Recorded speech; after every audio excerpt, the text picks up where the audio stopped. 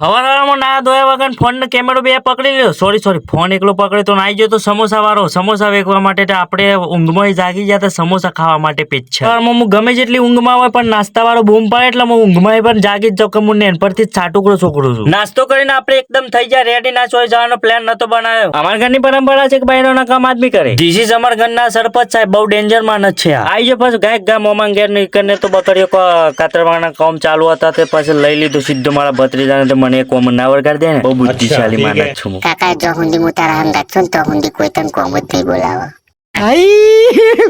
हे भगवान तेरी लीला अपरंपार है.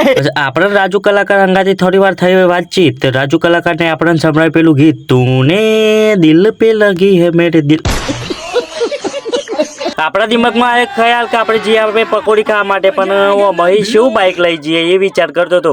પછી હું એ ગીજામાં હાથ નાખીને જોયું ને તને ગીજામાં તો 10 રૂપિયા જ પડી રહ્યા હતા. પણ હું એ વિચાર પકોડી ખાવા નહીં જવું. બસ આપણે આવી જાય ગાયક ગા ઘેર ને ઘેરના બાજુમાં આપણે ચાલતી હતી જીસીબી.